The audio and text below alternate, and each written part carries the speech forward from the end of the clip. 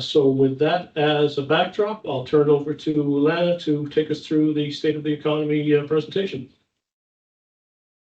All right, thank you very much, Andrew, for that introduction. And I'm really happy to be here virtually with you all today to give the State of the Economy presentation for 2024. Let's get into it. But actually, before diving into the current economic environment, I think it's important to understand a few factors that have shaped the St. John economy and influenced its current population trends. The message on this slide emphasizes that the region's population hasn't always been growing, but in recent years, we've seen a turnaround. So let's take a brief look at what was happening leading up to that turning point.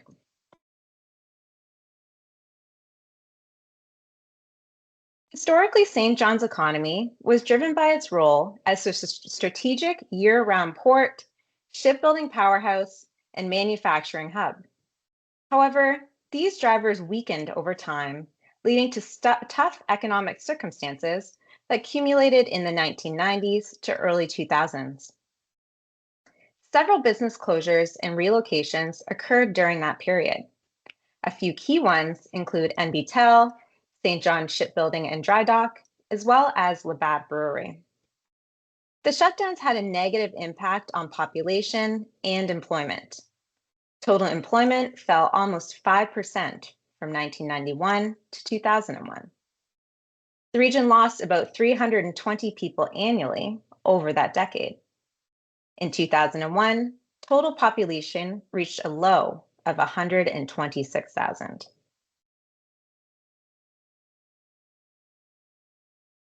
The region's population was generally stable for a few years starting in 2002.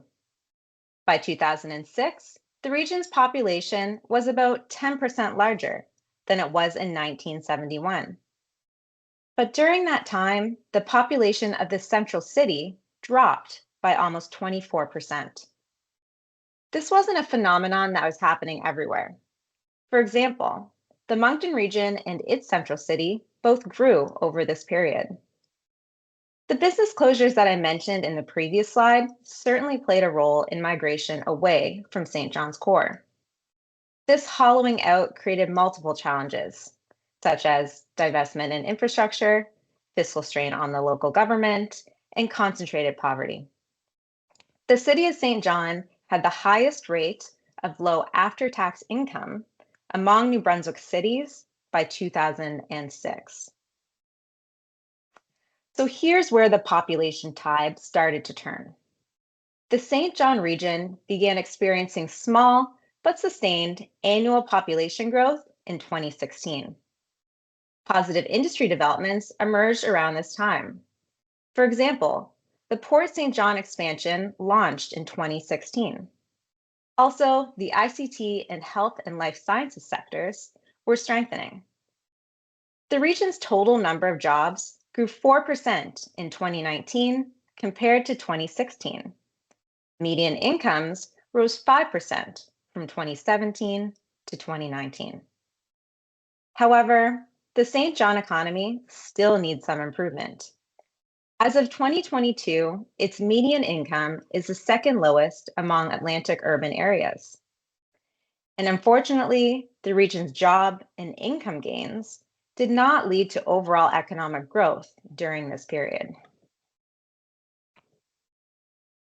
Now that we have all this background, how is the St. John economy doing today? To answer this, we'll examine recent developments in key economic indicators and industries. First up is to continue the demographic discussion where we just left off. You'll see that population growth is still trending in a positive direction. The region's population experienced modest increases from 2016 until the pandemic recovery began. In 2023, St. John had its highest population growth rate in over 3 decades. That was at 2.5%.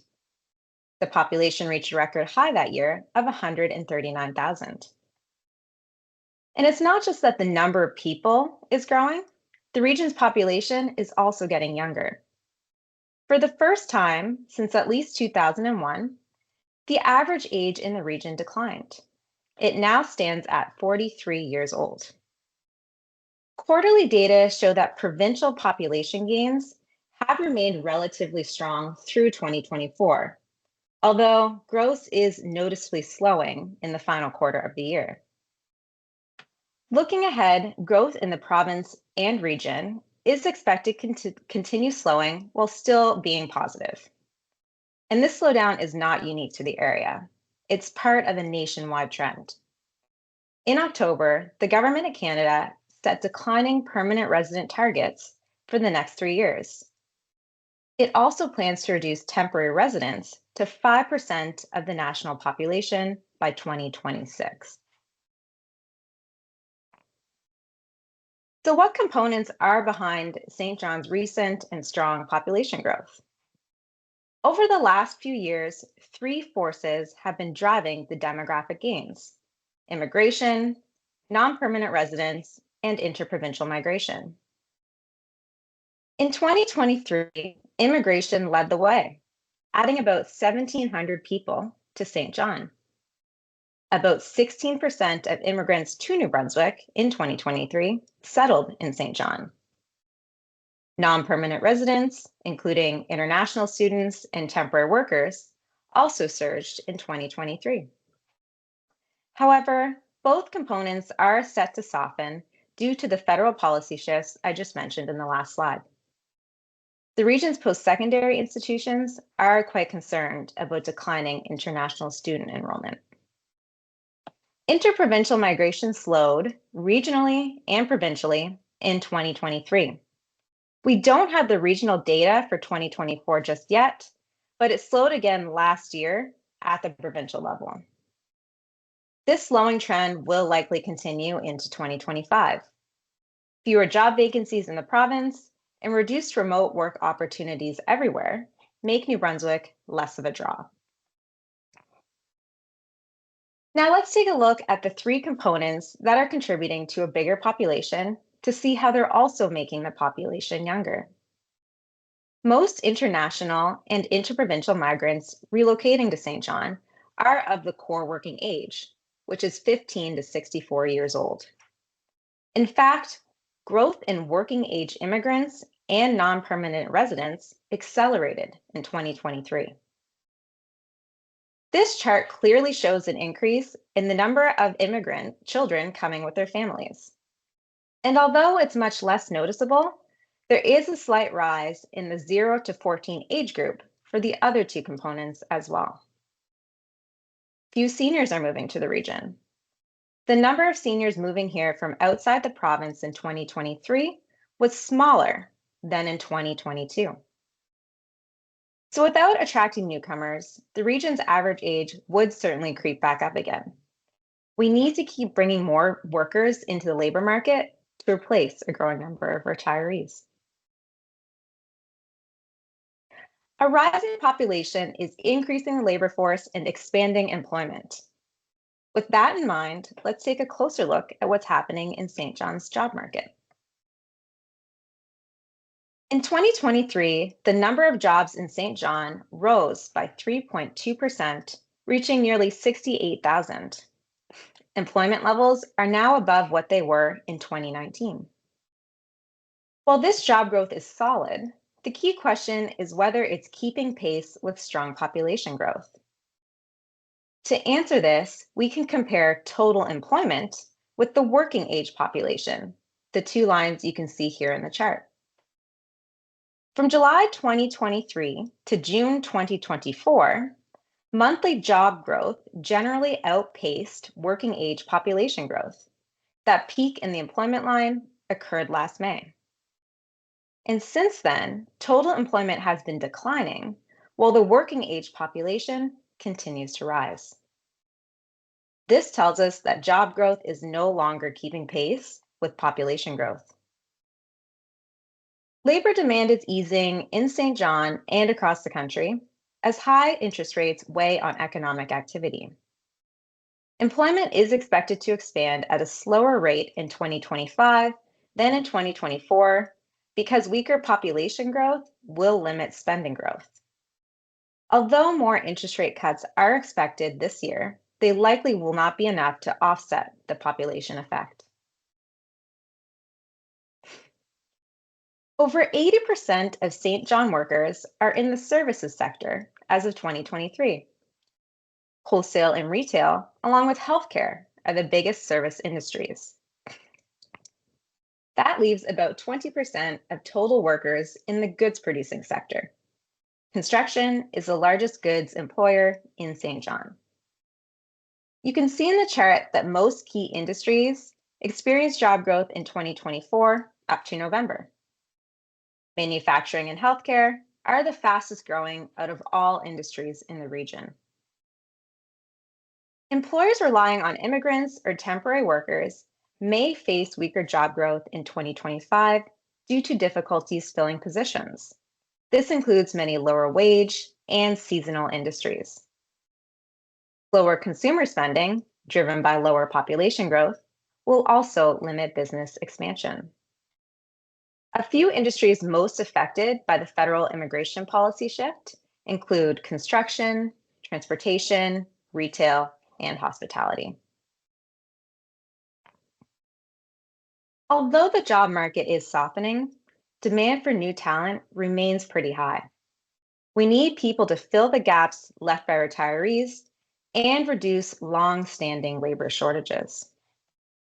The job vacancy rate, shown here in the chart, is the share of vacant positions as a percent of total occupied and vacant jobs.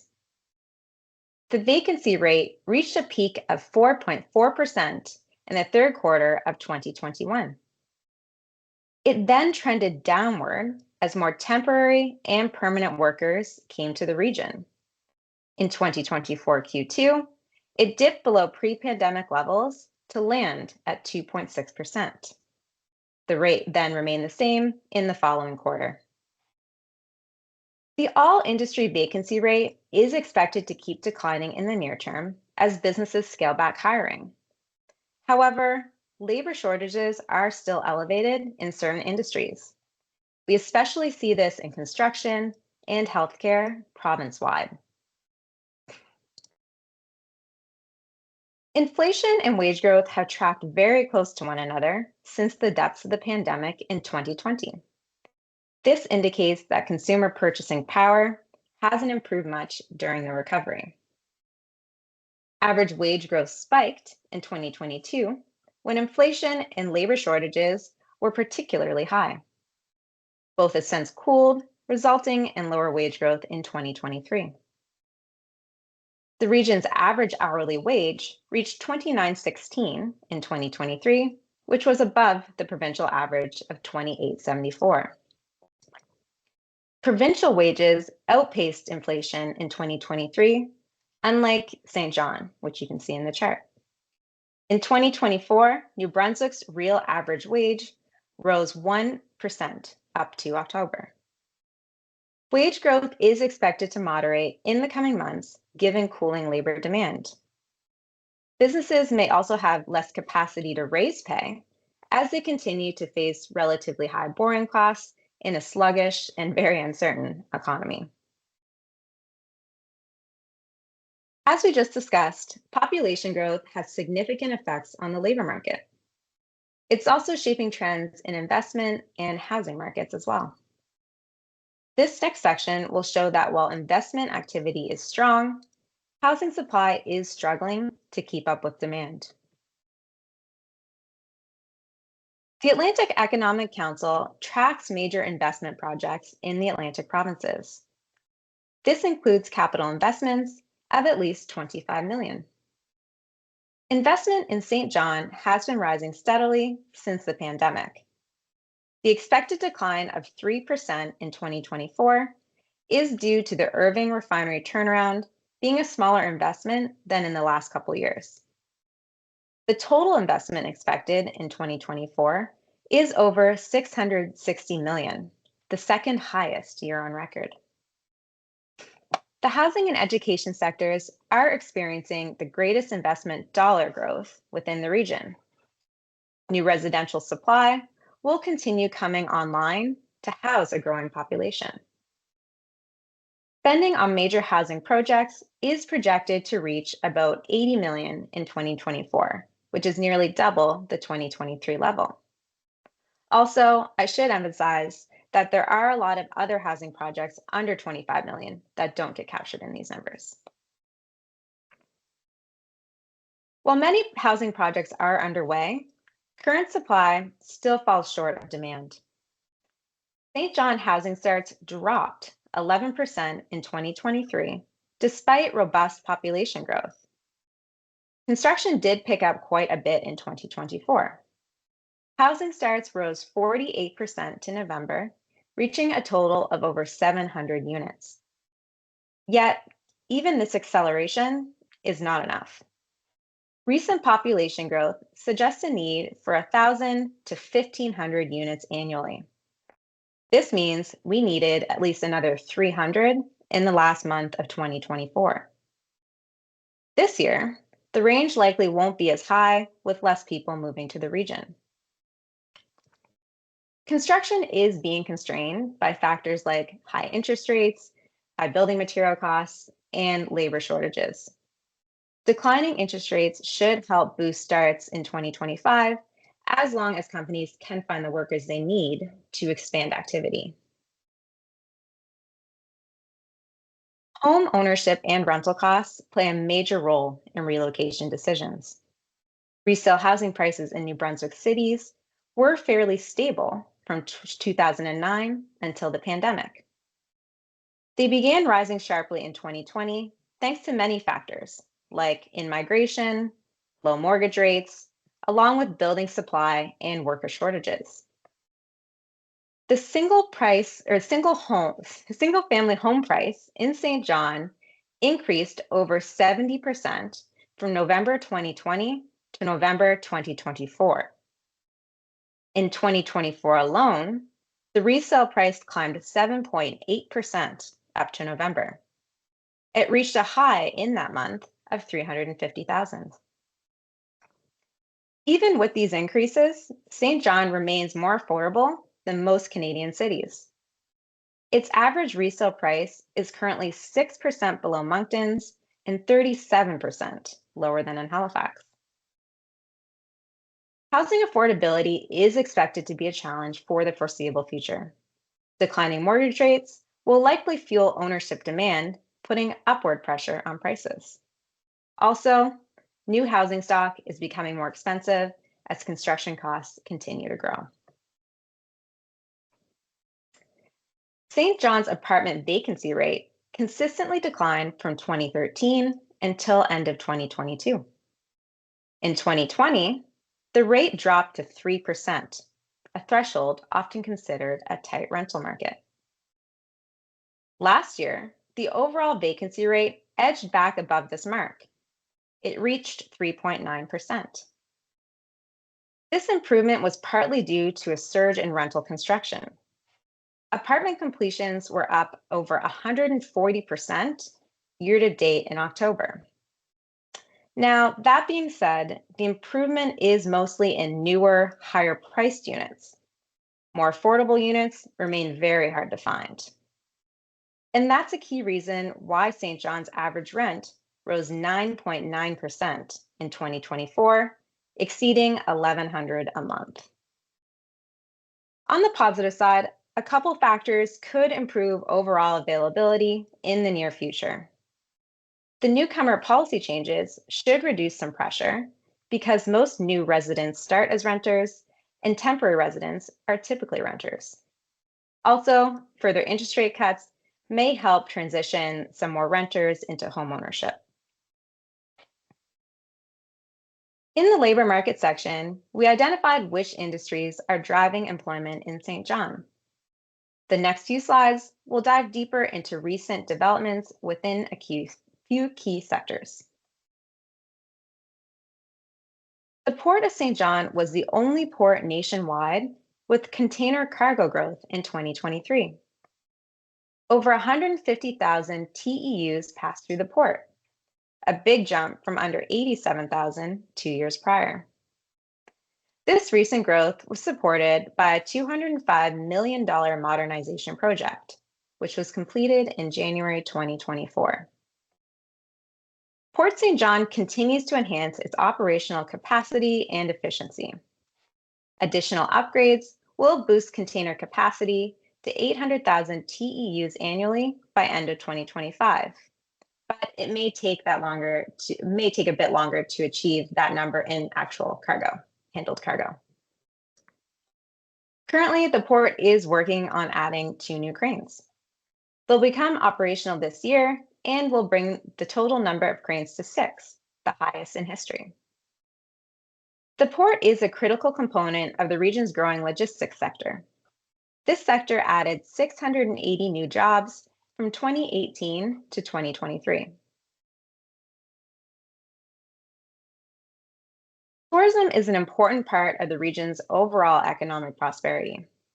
As more people discover its unique offerings, the more likely they'll visit and even relocate. Unfortunately, high inflation and interest rates have reduced disposable income, limiting this industry's growth in the last couple years. Tourism in Saint John is rebounding from the pandemic, though some indicators are still catching up to pre-COVID levels. For example, the latest room nights sold and air passenger data are showing annual improvements, but both remain below their 2019 levels. Cruise ship passengers totaled around 160,000 in 2024, which is lower than in 2023 and in 2019.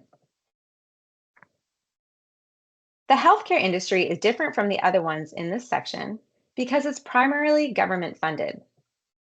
However, we'd be remiss not to highlight it, as it is a significant part of Saint John's economic base. Healthcare represented 13% of total jobs in 2023, up from 11% in 2018. It's projected that the industry's employment will grow nearly 12% from 2023 to 2028. The main reason for this double-digit growth is an aging population. A strong healthcare industry brings economic spinoffs. For example, it attracts skilled professionals to the region who spend their income at local businesses. It also stimulates job creation by demanding supplies and services from privately owned companies. Saint John plays a key role in the provincial healthcare system. It has treatment facilities that serve rural areas beyond the region and some that serve the entire province. Now, this slide touches on a few export industries in Saint John. Although the export data covers the entire province, the region contributes to all 3 key products shown here. In 2024, New Brunswick's total exports increased over 3% through November. The 2025 outlook depends on the potential implementation of broad-based tariffs by the US. With a high likelihood of some sort of tariffs, export performance is set to weaken. Over 90% of New Brunswick's exports went to the US in 2023. Refined petroleum, the province's largest export, is expected to decline this year as crude prices are projected to drop. Lobster exports may fall as well. The US is raising the minimum shell size requirement in July 2025, which Canada will adopt. Slower growth in China this year will also weigh on lobster shipments. On the plus side, lumber prices are forecast to rise in 2025 as interest rate cuts spur home building. As we wrap up this section on the region's industries, I want to emphasize an important point. While Saint John has seen positive economic and demographic trends recently, the growth of export-driven industries is key to unlocking its potential. This includes industries like manufacturing, logistics, and tourism, all of which are long-time economic drivers for the region. So building on that important point, let's explore some promising opportunities for the region's future. The port's modernization project and partnerships with DP World and CPKC have boosted the region's value proposition. These efforts have positioned Port St. John as one of the fastest growing container ports on North America's East Coast. This growth strengthens the region's trade and supply chain capacity, generating investment and jobs. The port's growth is also creating an opportunity to develop an off-site logistics park, which would further expand the logistics and transport sectors. Reshoring and friendshoring involve bringing industries closer to domestic markets or trusted countries to reduce supply chain risks. These shifts present opportunities for business relocations and expansions to the region. St. John is uniquely positioned to capitalize on these efforts in manufacturing. It has a strong industrial workforce, major industrial assets, and significant government-controlled land available for development. Also, the port has diverse transportation options via rail and road. This allows it to handle different types of cargo and adapt to varying supply chain demands. The global shift towards net zero emissions requires major investments in clean energy.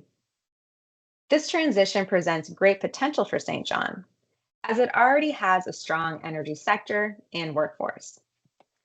That said, local industries and utilities do face challenges in reducing their carbon footprint. These include regulatory uncertainty, concerns about green investment returns, and other risks.